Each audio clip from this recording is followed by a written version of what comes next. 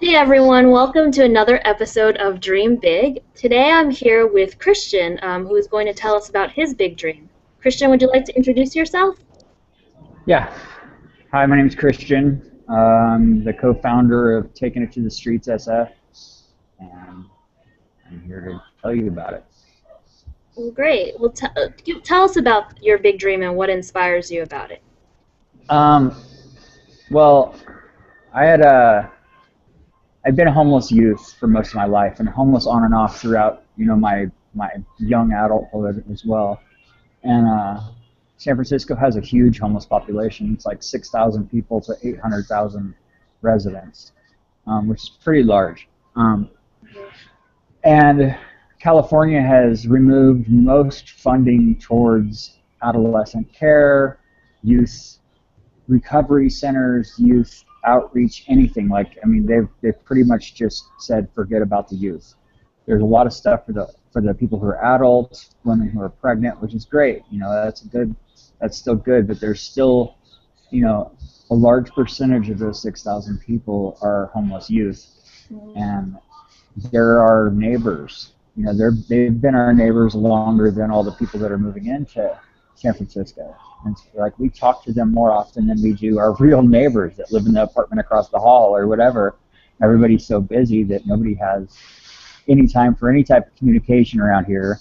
And the ones that you see on a daily basis that talk to you, and like they might be asking you for money and they might be just saying hello to you, but it's the homeless youth that's on the streets that we live in. And Carly and I decided that it would be a good idea to like rehumanize these kids and make them our neighbors and give them an option and empowerment to get off the streets or to live the dreams that they actually have.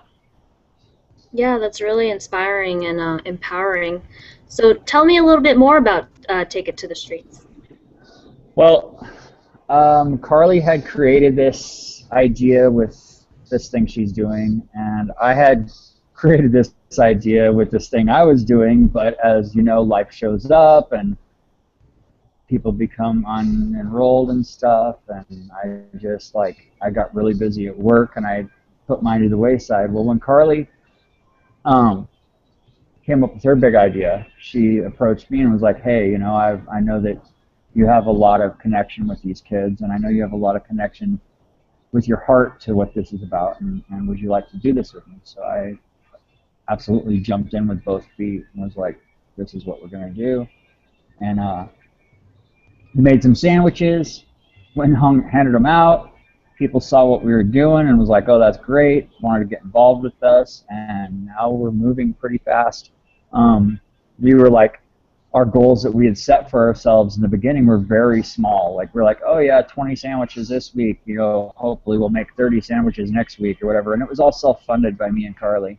But people saw this and it just started taking off. And right now we're at the capacity where we are confident feeding, clothing, giving toiletries, and feeding animals at like 60 people, 35 dogs. We're pretty comfortable doing it at that level right now.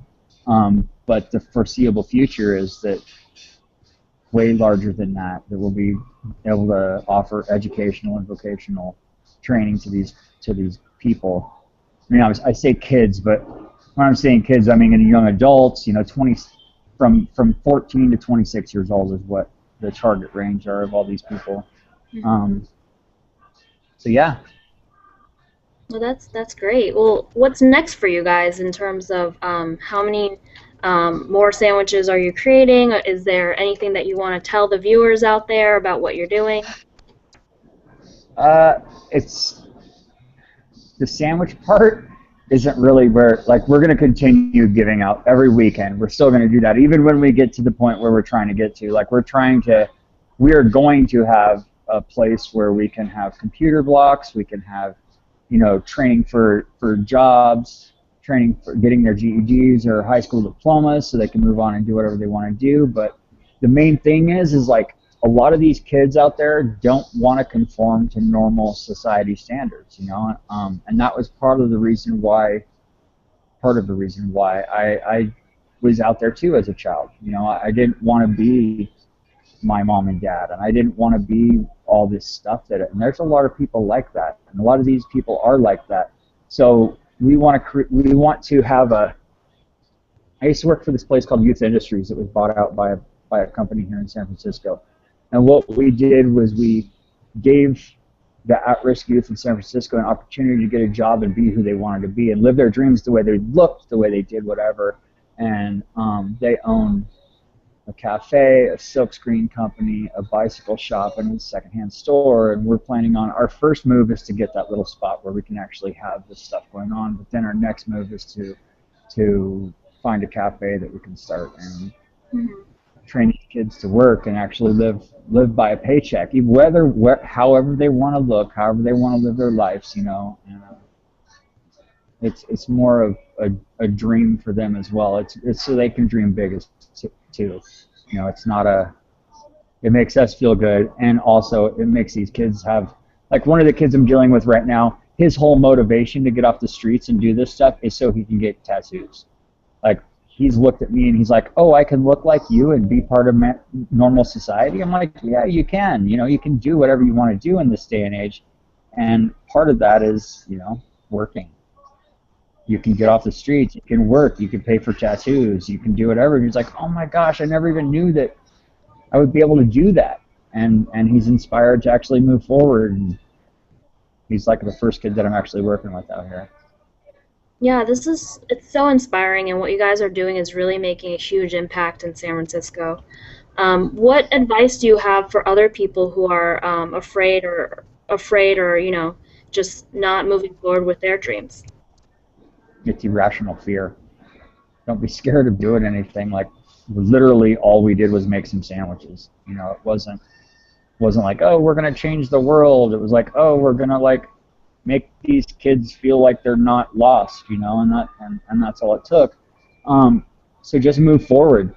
The more you sit back, is the more clouded your dreams become, and it's not easy. It's not easy to pull your dreams out of a cloud. It's easy to pull your dreams when they're right in front of your face, and just move forward with it. Yeah, everything you do counts. Yeah. Well, thank you so much for your time, Christian. This is really awesome what you and Carly are doing and the impact that you're having on San Francisco and the homeless youth out there. Absolutely. Thank you.